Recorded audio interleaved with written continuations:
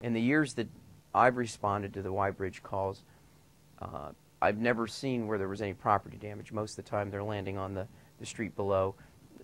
That's not to de-emphasize the horror of it all. We were next door at the time this happened, but this hole you see in the roof is where the person that jumped off of the bridge came through.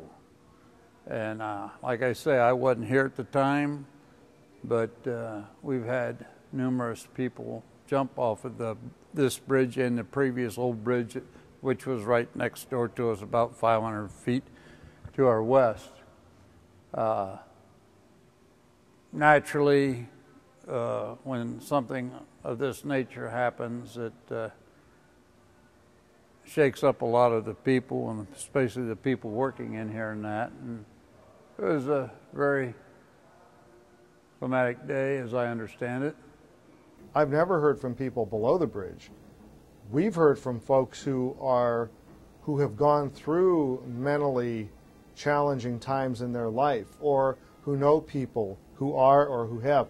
Those are the folks who have called us, you know, very, very distraught, and completely understand that.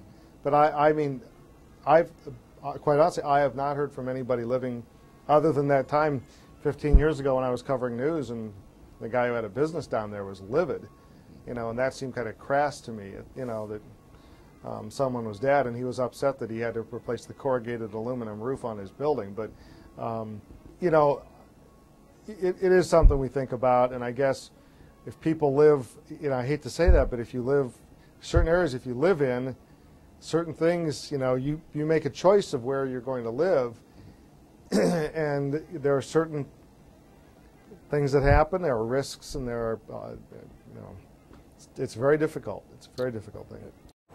We, as I said, seem to be one of the primary locations where the attempts and suicides occur, and it is very detrimental to the staff who have to witness that, who understand that happens, and it takes a while for them to get through it.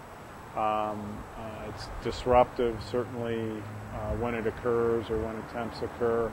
If you don't have the proper guidance or the proper tools, then you're not going to, you know, it's going to affect the kids. So, and seeing bodies jump off the bridge is that still, to me, affect the kids. You know, you never know what it did to some of the kids' minds, and nobody ever talked to them about it, you know.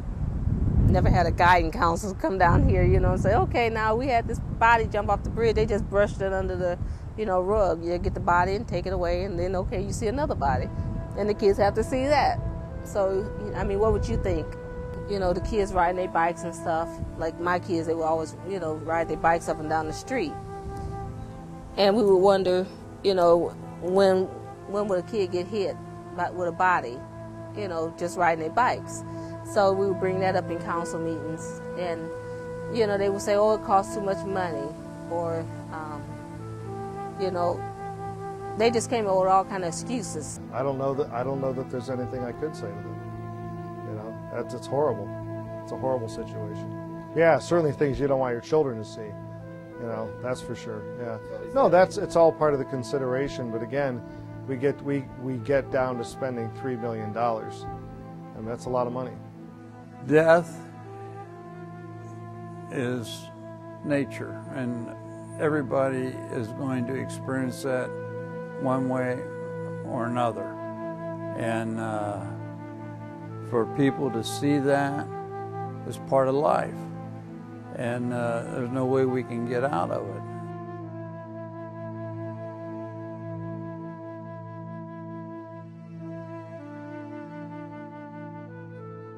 That is another kind of rumor that's been floating around, just the fact that these facilities are located so close to this bridge that a lot of people who are hurting and, again, mentally ill kind of see that as a way out, maybe as they're traveling to and from treatment.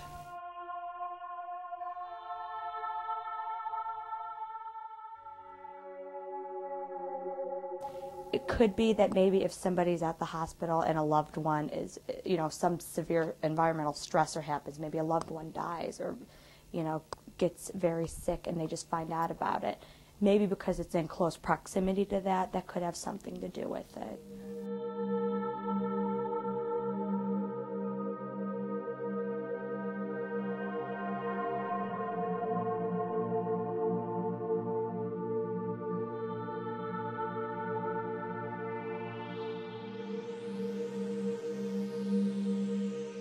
We've talked to psychological and psychiatric experts.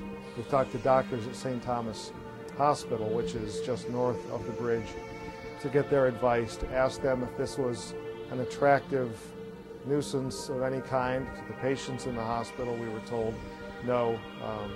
There's no evidence to indicate by the professionals at that hospital that this is something that the city should pursue.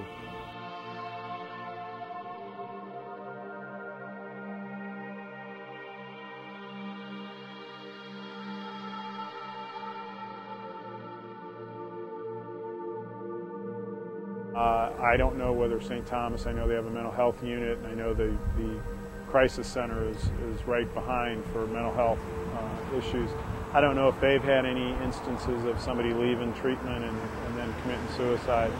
We have had, and I don't know, it's been a while, we have had former clients who have been out of our program and have committed suicide.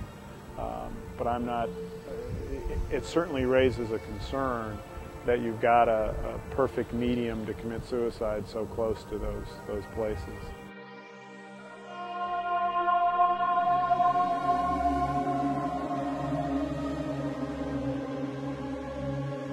In the U.S., there are approximately 32,000 suicides annually, 2.3% of which jump to their deaths. In the past 2 years, Summit County had 124 suicides, 6 of which were committed off of Akron's All-American Bridge. Although Akron's jumpers only represent 5% of the suicides countywide, their effects are powerful.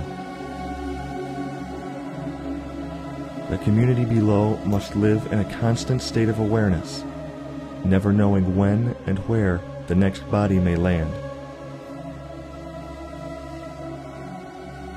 In the past 15 years, there have been 3 major attempts at fencing in the Y. To date, there are still no plans to construct a fence along the bridge's 3,752-foot span.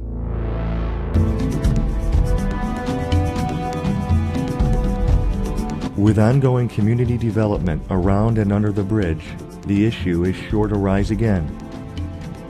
For now, the future remains uncertain.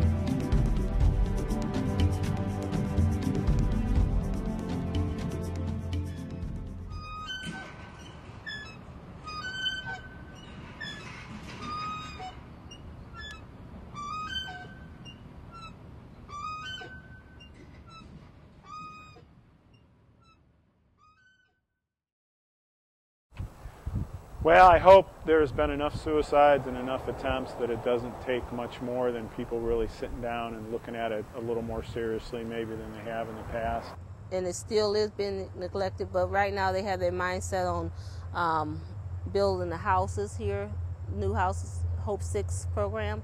And right now they really don't care what they do until they get those houses up. Then I know when they get those houses up, they're going to be throwing a bridge up. A fence up.